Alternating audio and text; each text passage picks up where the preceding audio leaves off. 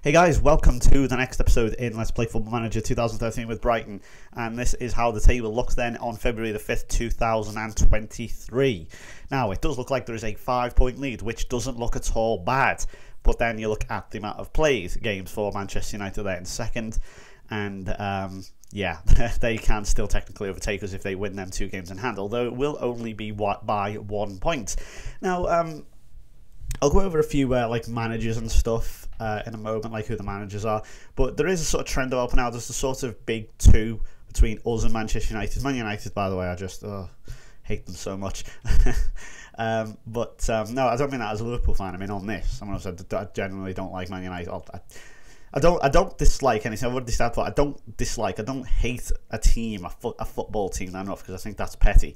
But you know, the closest I can get to not disliking but still have a bit of for is Manchester United. So yeah, that's the annoying thing. And then West Brom are in 4th, but as you can see, yeah, we've got this sort of top 2 here. City are close but no cigar, sort of how Chelsea have been this season. Yeah, City are a lot like sort of Rafa's Chelsea. Sorry, it makes me laugh. Like Rafa's Chelsea, I still can't get over that. Agent Benitez. Yeah, this is sort of the big 2, and then we've got this sort of big clunk of teams sort of that jumps up and down every season. We've got like West Brom and Chelsea are down there, Arsenal down there, and Liverpool have actually, well, what happened with Liverpool was, I'll go over like some of the big teams, what happened to them. Liverpool sort of became a mid-table team for a long while. They kept switching managers, as you know. If you've been following the series, you'll know they had Redknapp, and they've had, who else do they have? I can't remember who else they've had, but they've got Slaven Bilic now. They've kept with them, and they're actually climbing up the table a bit now. Kind of what they should have done, I don't know, 10 years ago with Brendan Rodgers. You know, they are slowly climbing up the table. I don't know, but what I mean by that is, you know, sticking with a manager and trying to help him build the team. West Brom are strangely doing well. Arsenal have slipped quite badly recently. They were challenging for the title once or twice, but they've kind of just died on their asses and not really done anything. Chelsea are the same, but although this is the first time they've really slipped up. Cardiff are now an established Premier League team. Southampton pretty much established. Tottenham are just an average mid-table team with good players. I know some Arsenal fans might go, oh, so nothing's changed then. But yeah, it's a Tottenham mid-table team. So too at Everton. I've yet to see them really challenge for much, although they have come close to challenging Europa League once or twice. They've not done what they did on FM12 yet, and that's really push, you know, into the top 4, top 3, top 2. They've never ever at any point on FM12 came close to winning the title, but there was a period in time I do distinctly remember them nearly getting second in the league, Everton. And then, of course, infamously, as I really remember, and always will remember, they got relegated. Because that's the first time I've played FM since 2005. I never saw them relegated until then. Millwall are an established Premier League team. Wigan are a yo-yo team. Aston Villa, bottom team. They always seem to just miss out on relegation. Actually, have they? I can't even remember. Have they been relegated? They've got Owen Coyle, incidentally. Landmarks. Neil Lennon. That's a good little one. I think I could see Neil Lennon. Oh, look at that. Wow, look at that. Alex Pike and Chris McPike. And then look at that brilliant name, Jack Judge. You would want him as your boss, would you? And then they brought back Martin O'Neill, which is quite funny. He went for a few years. But yeah, that's Aston Villa. I think they generally do hover around the relegation zone. I don't think they've ever been relegated, but they do hover around. Huddersfield are just about established. This is about the same as what they were on FM12 actually with Liverpool. They have been relegated once or twice, but they are slowly establishing themselves. West Ham are a bit of a yo-yo team. Wolves are very much so a yo-yo team. Peterborough, yo-yo team. Newcastle, I think they're a bit of a yo-yo team as well. And Norwich also relegation fodder, if I'm going to be honest. And yeah, so let's just go over the managers. So obviously we've got me in Brighton. It's still Pep Guardiola for Manchester United. He is doing an incredible job. He's got some unbelievable players. I incorrectly in a previous video talked Lenny Nangis, said he was a regen. Again, please bear in mind, my international football knowledge is somewhat limited. You know, I don't know every single player, you know, every single upcoming player. You know, I'm going to occasionally call someone a regen. You know, that is, I'm sure you'll agree, that is a natural instinct now, because we are getting to the stage where I'd say the game now consists of, in terms of playing, players who play. I don't mean managers, not coaches, not. I mean actual players. About 60-70%, I'd say, regens. So there's still a few out there, but it's getting to become the majority now of regens. So just bear that in mind. I've not completely tip top on everything. I know it should be, but one or two do slip through the net. He's still at Manchester United. Roberto Mancini is still there. My West Brom manager is Derek McInnes. He's still there. West Liverpool manager is Slaven Bilic. He's still there. They've incidentally got Musa Sissoko, someone who I dearly would have loved us to have signed. He's gone to Newcastle. I think that will be a fantastic sign for Newcastle. He was just what we needed. We just need that little bit of extra steel in the midfield because we don't have anyone apart from.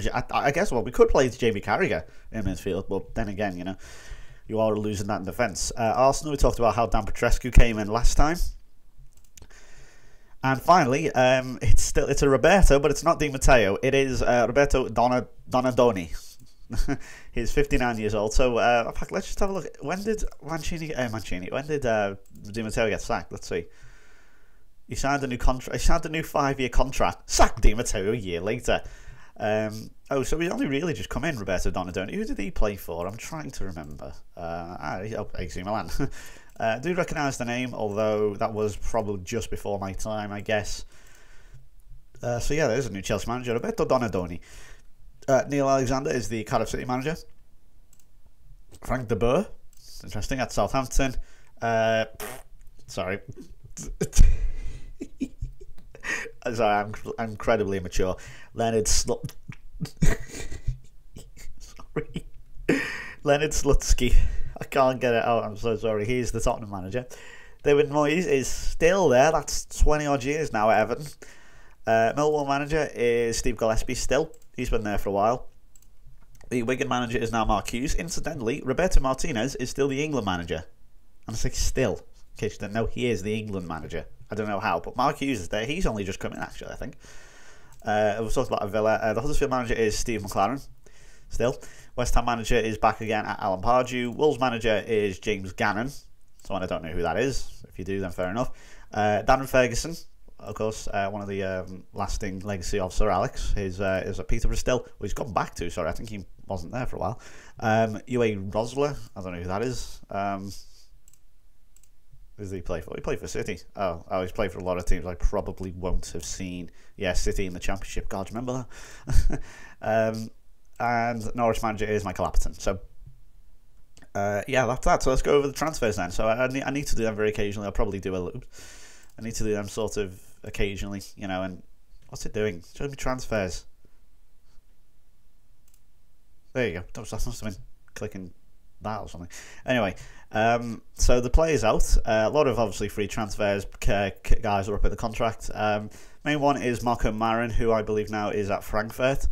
Again, 33 years old. Probably did let him go a bit prematurely, but I was struggling to pick him last season. I couldn't find a place for him in the team, and it was getting harder and harder to pick him, especially ahead of some of the other players, younger players that I always like to play. Callian Reynard, he's gone to Wigan. I didn't really want to let him go, but I think he was leaving on a Boltzmann, so I went, okay, Sodja. Thibaut Bourgeois, this was again a failed experiment that you sometimes do. He hasn't even actually got any of his stats. I sold for $2 million. I mean, I made a decent profit on him, I guess. Not at all bad, but he's worth a go. Liam Bridcut's finally gone, so that's pretty much. Apart from Lewis Dunk, I think he is actually he's the only one left. Lewis Dunk from the original starting 11 from the very start of the game. Lafuente's gone on loan. Let's see who else. I think that's really it, to be honest. A few more loan signings. I've let go Cuenca as well. He's gone to Everton. He was someone who, in the January transfer window, I was going to wait until he left, but at the end of the season, I was going to not renew his contract, but I thought I could make £1 million out of him. And not being funny, that's what, 8 years worth of service for £3 million, and I still managed to get nearly half of that back, over half of that back actually. You can't complain. I mean, he's done well. I mean, how old is he now? He's 31. He's getting on just a little bit. And again, I do prefer to have the younger players, playing, rather than the old ones, just because I do. So the players that I've brought a whole lot of players, and as you can see, again, you just strip out the team, make it smaller, add a few more, add quality, basically, is what I do. And obviously the transfer budget is getting a lot bigger now. It always gets bigger every season, and this is basically it. So we've got, first one, I've brought in Kenny, of course, had a good season last year. Cian Kenny. He, again, that don't let that fool you. He's a lot better than that. You know, some of them stats are pretty good, especially, I mean, he's a target man. But where's his stat? Have we got information on here? Hang on, where's it gone? Oh, he's actually other nationalities from Middlesbrough. Hang on, plays for Beth Middlesbrough, but he plays for Ireland. But again, Wayne Rooney could have done that. He was born in Liverpool and he could have played for Ireland. As if. I mean, he's 190 centimetres, which is... I don't know what that is. I think that is about 6'2", 6'3". I could be completely off there, but you know, I don't know. He's not an absolutely massive player, but you know, he's a target man. And if we look again, you know, 22 appearances, but 16 goals in all competitions, including 4 international. Obviously, they're not added, so you know, include that, yet 20. You know, not bad. It's not bad for a loan signing. £4.5 million brought him in. He scored 5 so far. He has had limited chances. He has been injured a little bit. So yeah. And this is one player who was transfer listed from Arsenal. This is Damiano Fabio Brivo, or I'll just call him Brivo, since I can't be asked pronouncing the 2 names. He's taken over Crofts, number 8, and he is a very good little winger. A lot of green there, as you can see. More dark green, basically, the better, if I'm honest. But obviously, you've got a nice amount of normal green as well. I generally just go on the colours of it. You know, if you just want to very quickly scan your eyes, you know, the colours give you a fair indication. His report's very good. He's 3.5 star. I did sign him at 4, so he has gone down half a star. £10 million, quite a lot, but that's what they wanted for him, and I needed the wingers to replace Marin, so I went with this guy. And to be honest, he's 25, could get another 8 years out of him, and that doesn't sound at all too bad. That's nearly £1 million a year.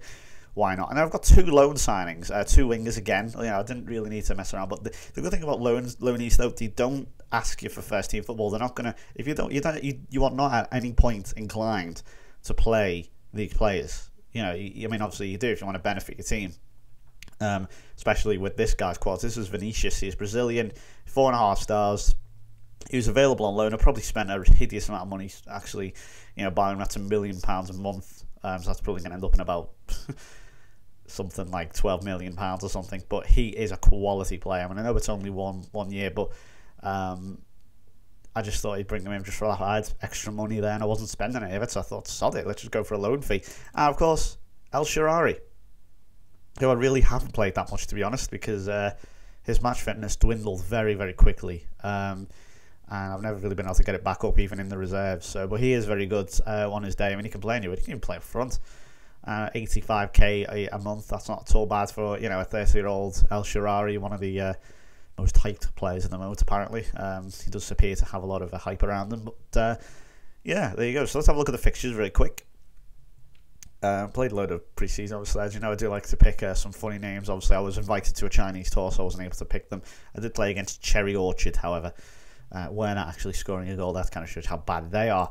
We lost the Community Shield again against Manchester United. Brevio scoring, although I will say it again, I do generally sim these games. I think the Community Shield is a massive waste of time. And once again, we get a very difficult start. However, we did surpass it with very good colours, or with flying colours, I should say. That's not a good quote, is it? 3-2 against City at the it was not at the Man City Stadium. I need to keep remembering it, because a lot of the stadiums now, you get about 10 years into the game, and a lot of teams, especially, you know, rich teams like City, start moving into other stadiums. Wellington gets a hat-trick. I'll show you this. And this is the season where I'm thinking, yeah, this lad is now going to kick on. You know, he is, or should hopefully, you know, really start pressing his claim and saying, you know, okay, I'm going to be one of the best strikers in the world from, you know, by the end of the season, I'm going to be one of the best strikers in the world. Hopefully it is now. So really good stuff from Ferrer, and that is 1-0. That is just gone 11 minutes. And the really good thing is, obviously, now I'm expecting, you know, the kids that, you know, who are about 19, 20, 21, 22, I guess, you know, really to start pressing this time. You know, I mean, it's about that age where I think, okay, maybe these kids, if they are truly good enough, they will be okay, you know, to be able to play in the first team week in, week out, get them out of the reserves. You know, they're no longer available for the reserves. I mean, that's just horrendous from Juan Enrique there. Juan Enrique, so I was going to call him Jose Enrique there, but no, it's Juan Enrique, the number 3. I think he's a regen. And yeah, you know, so hopefully these kids will be good enough. Now, I can't remember, bear in mind it's 3-2, so we might have to see a few City goals. Jack Butland's made a few good saves this season as well. He's been quite impressive, although obviously I think the game is too critical sometimes of goalkeepers. That got them a goal back. But yeah, I think in terms of ratings, I mean, the ratings are very critical on the goalkeepers. It makes it's not even an error half the time. It's not even an error. It's just like he ran out like half a second too late. I mean, does that really warrant a rating of 5.7? You look at a 5.7 from a defensive point of view, you think, oh, that's awful. And again, I mean, I really don't know what the hell Man City defenders were doing here, but you have to say that was pretty shocking, and it allowed Wellington to score and get his hat-trick. So, yeah. And we'll show you now this game against Arsenal. So our first home game of the season was against Arsenal. I don't know why the game likes to pair us with Arsenal at the very start, but there you go. The top, big team from the top 5 go head to head in the top. At the opening start of the season.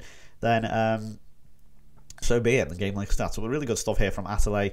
Wellington just running ahead of the ball. He could have easily nodded that in my opinion, but he was a bit maybe time to run too late. And Bruma just totally disappeared, but Zaha using his frightening pace. Again, he is so good cutting in front. That's why I tend to play him a lot on the wings. Good shot from Gauthier there, and Szczęsny parries it and goes straight to Zaha. But yeah, that's why I tend to play Zaha on the wings, because his pace just destroys teams. It really, really does just destroy teams. We've got a 3-1 victory at London Road against Peterborough. That's Magaloni, Ferrer and Wellington again scoring. Huddersfield, can Kenny get his first permanent goal for us? And so this is Christopher Gauthier. I've talked about him before. Now he is starting to really press on. It's always the sort of players who don't really do a lot, but the game all of a sudden says, oh yeah, this guy's really good. And it's like he just all of a sudden appears from nowhere, and I'm like, oh, okay, this guy's actually quite good. I'll show you our Champions League group. We qualified 5 wins and 1 loss. That's how we got in. So Vinicius scored a penalty. That may have even been his first goal, I think it was. And Zaha wrapping the game up there to give us a victory over Porto. We're playing against Bordeaux, Porto and Maccabi Haifa. Fortunately went to France and lost, although I think I might have played a slightly weaker team and slightly underestimated Bordeaux. As you can see their goals, you can kind of see what their strength is there. And unfortunately went down 2-1, which is a bit of a shame. Alessandro Ricci and Camarota scoring against Maccabi Haifa. That was a fairly weak team. And then the return leg, Lazar Markovic getting the winner against the Israelis there. I went to Portugal, Vinicius and Brivio scoring 2-0 victory over Porto. And there is Roberto Rubio, the 1-0 victory over Bordeaux to give us top spot, which was excellent. We'll come back to him in a moment, Roberto Rubio. Let's see. So there you go. That's 4-0 against Wigan there. Mickey Ferreira getting 2. Cuenca scoring. Obviously, he was still playing at this point, even though I just sold him in January. And Custers also getting a goal, who is one of the top defenders now in the world. Fortunately, again, we can't seem to get a good run in the Capital One Cup, going down to Newcastle, which was a big shame. Wellington scoring, but unfortunately it was not enough. And as you can see, we go on a bit of a shitty run now, where we don't win for about a month. 3-3 against Chelsea. This was a great game to watch. See here, Kieran Clark scoring an own goal for us, but some of these players, this Ngombo guy is pretty good. I'm not going to show you these because this video will run over too long. Atale and Hagazzi with 2 others, so that was a pretty good game. Let's see, where are we? I've lost my spot now.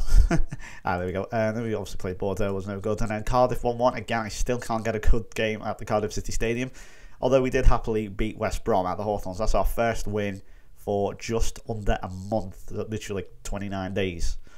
So that's pretty good. And then we fortunately fell back again in the Premier League. A 2-2 draw against Southampton. Lazar Markovic sparing our blushes there, 81 minute. And then Liverpool hopeful, Ryan McLaughlin. I will show you this because this was really good. I thought we'd actually won this with Markovic there.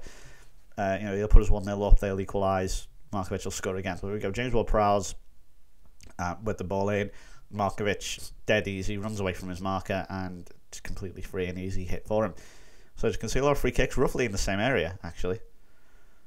So I've got to say, that was a brilliant ball across from Miguel Angel there. That was Honka with a strange name, but a very nice finish. And let's see. Trying to remember this goal, actually. I don't think they were like particularly good goals, these. But yeah, Ryan McLaughlin, he's a player I'd recommend checking out if you are looking for youngsters. He's only, I think he's 17 or 18 at the time of starting the game up. He's at Liverpool. He is in the under-18s, and he has a lot of decent potential. I think he's like 3-star potential, which is decent. He is from Northern Ireland, I believe, and yeah, I like the look of him. I think he came in once or twice. They had some lovely layoff from Gauthier there. Came in once or twice in the pre-season. in North America, in Canada and America, and obviously he did quite well. For me to go on about him, and I've seen him in the reserves. If you watch LFC TV once or twice, if you got Sky Virgin, he's coming out. There you go. Look, FM obviously rates him. He's still playing in the Premier League, and scored the friggin' winner against. The equaliser against us, the little bastard. So, yeah. I think the lad's got potential, so we'll see about that. Then again, I think Jack Robinson had potential. Look at him the other day against Oldham. But then again, speaking of Liverpool, we played them and won 3-0. That was Ronald Custos, Vinicius and Markovic with the goals. As you can see, a few yellow cards going on there. 2-1 victory at the Den against Millwall. Wellington yet again winning the game for us. That's another 2 goals for him. And then we just died on our asses. Oh dear. Against Manchester United. Let's go over that one. Mohamed Attalay having a bit of a day off there. But as you can see now, if we look at the results here, look at that for a run. Just the green. 2-1 against Newcastle. That's Ferrer and Digne scoring. 2-0 against Porto, as you can see. And look at this, 10 goals in 2 games. That is 2 for James Ward-Prowse, 1 for Ferrer, and 1 for Ahmed Hegazi. 6-1 against West Ham at the Amex. Another 2 for Wellington. Damiano Bravio, Ganso, and 2 for Vinicius. That's 6-1. 4-2 against Villa. Mikel Ferreira with 2. Nico Nowakowski. He's coming in and being a very good signing. I wasn't expecting much of him. He was going to be a rotation player, but I'll tell you what, he's pushed his way into the first team and made a really good partnership with, well, I'll tell you what, with the other 3 main sort of players who can't play in there. That's 4 really. I mean, Ganso can play there, Ferreira, Gauthier, Strasser, Ward-Prowse. All of them work really, really well with him. So Ferreira, again, he has been tip-top. He is one of the best signings I've made in recent memory. Over the last 6 months or so. Vinicius, Rubio and Markovic with the goals against Norwich. 4-0 against Everton. That's 2 for Attalay, obviously the former Liverpool player. Nunes and Gordon. In fact, I will show you these goals, not because it's against Everton, but I think these were actually pretty decent goals, if I recall correctly. But I want to talk about some of the other youngsters here. I did pick a slightly rotated team for this, and obviously paid off. Alex Smithies there, one of the potential England hopefuls for the future. In goal there for Everton. I don't know. I mean, I've seen him once or twice come up on FM as a bit of a hopeful. But here you go. This is Vladislav Gordon, and he is obviously part Portuguese, part Ukrainian. Gets his first goal, and he has come on leaps and bounds this season. He's done very well, and he's pressing forward. But here's Nuno Nunes scoring his first goal for Brighton. Another youngster who I have high hopes for. These are all at least 3.5-star potential players, at least. Usually 4 or 5. And here's Mohamed Attalay's goal. Oh, his goals. Just point out where he is at this point. Just I'll point out again where he is. Look at this. Check out this. Look at this for a run. Oh, what a goal. What a goal by Attalay that is. It's absolute strike and a half. That's right. I knew that was a good goal. There's something in there. Panucci obviously playing. Rotating the goalkeepers as ever. Or trying to. And Panucci's still moaning a bit. I think he's moaned once or twice, so I gave him a run of 5 games. I think he's shut up now, so I think he's slightly calmed down. Carl Norton's sort of fallen out of favour a little bit. As you can see, this is from about November onwards. He started to fall out the team ever so slightly. And a nice finish there from Attalay. Stats 4. Moving on, 2-1 against Arsenal then. So, again, a double over Arsenal. That is in the Premier League. That is from December. In fact, I say it's December. I say Carl Norton fell out of favour. That is completely incorrect. He did not fall out of favour at all. I think he falls out of favour probably from January onwards as I'm playing ahead of you guys. So, yeah, he does fall out of favour. I will say that. Excuse me. Cardiff 2-1 in the FA Cup.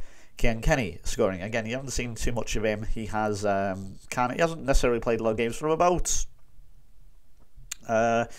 October to the end of December. He has kind of not played as much. I think it's because Wellington, Zaha, and them two in particular have impressed very much so. But Zaha obviously got moved out wide, and that happened. But as you can see, Gauthier again, he's only young. Gordon only 18, playing really well. First game into 2023. That incidentally was on New Year's Eve. I don't think we'd ever see. I don't think we would ever see a football game on New Year's Eve. Never mind the FA Cup third round. The third then in the day in 2023 gave us a 2-0 victory over Peterborough at the Amex. That's Cian Kenny or Keane Kenny, and I think it's Keane. But anytime I say it, in my head I'm saying King Kenny, but I'd never refer to Kenny Dalglish as King Kenny because that is a fucking cringe-worthy. That is so cringe-worthy. I fucking hate it.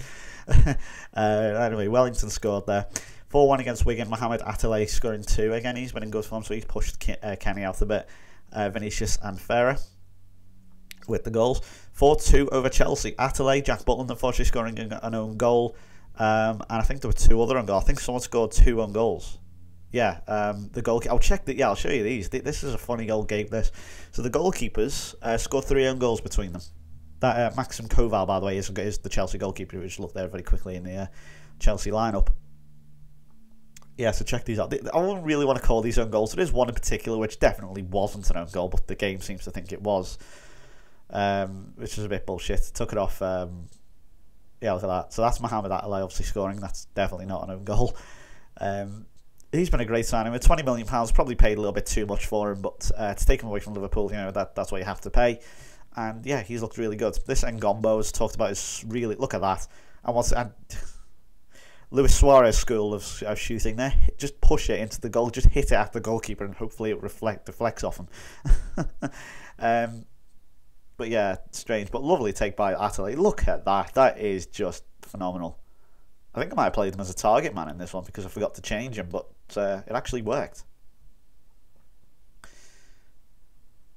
And I think the rest are actually own goals now from the goalkeeper. Actually just bounced off. Now Attalay probably should have had a hat-trick there, but he hit it into the goalkeeper. I guess technically it wasn't going in since it hit the goalkeeper and bounced off him like that. So yeah, this is very strange. Check this out. Oh no, that wasn't. I was going to say, there's like no way you can mess that one up. God, don't do a Roy Carroll or whatever you do. God. Yeah, I'm just trying to remember what the goals were like. I'm pretty sure there's one that got took off. I think it was Pardo, and it really probably should not have been an own goal. But look at this from McDonald. There's a lot of that. There really is a lot of that in this game. That type of goal. Yeah, I mean, literally, when I say that type of goal, I mean literally that. Players run from the first half, sort of run at a sort of angle, like a 45-degree angle, change the shape a bit, and just fire at the goal. And I know that's a fairly common goal in real life. I'm just saying, they do look all a bit similar. But then again, you have to bear in mind that this is a game. Anyway, check this one out. I think it's going to come in any second now. Oh dear. No, okay, there is not an Pardo goal. I think there was an own goal at some point where Pardo basically sort of whipped it in. The pitch is gone now, but he sort of whipped it in, and it sort of came off the goalkeeper and just sort of fell into the back of the net. So that's 4-2 over Chelsea at Stamford Bridge. 2-1 at home against Huddersfield. Then Roberto Rubio and Keane Kenny scoring. I'm just going to call him Kenny now. I can't be arsed saying his first name.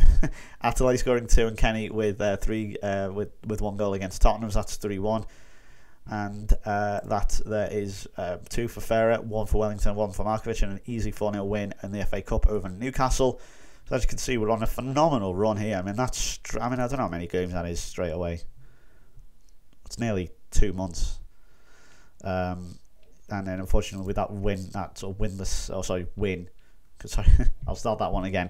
This run of just straight wins unfortunately died with, guess who? Cardiff. I just can't beat these bastards anytime I need to. And yeah, 0-0. That was not a very good game. But we finish here against our rivals Southampton. That's Higazi, Wellington and Attalay with the goal. So we've got obviously a game against Manchester United coming up. It should be really good. Not necessarily a title decider, but a pretty big game. We need revenge for that 3-0 defeat earlier. I've got a 5th round game against Swindon, so that should be good. And our Champions League knockout opponents are going to be Ajax. So, yeah, there you go. Now, I just want to come back to Rubio, if I may. Let's just go over awards here. Europe. So we've got Best Player in Europe, as you can see. Actually, I'll go over the awards, just show you sort of how players have gone on. So, as you can see, Messi has pretty much won every single bloody... nearly every Best Player in Europe. So he's like golden ball, I think, or I wasn't even on it. Okay, Yeah, so basically he's won nearly one. Hazard has come in and started taking over, and this is Paulo from Manchester United, Brazilian 25-year-old. He looks pretty good. If you look at that, that is 48 appearances and 48 goals. That is fucking ridiculous. Let me just show you Messi. I mean, let me just show you Messi, just by comparison. 25 and 33. That is such a gawky looking face. 23 in 37. 24 and 43. 26 and 36. 21 and 27. 28 and 43. We don't have details there. 48 and 48. That is... Oh, I can't get my head over that. We'll come back to the golden boy. We've also got the golden shoe. I don't think any of our players have won yet. The Palmer player, look at that. So, I mean, let's just see if anyone has equally come close. I mean, Lionel Messi there on 50. I mean, that is incredible.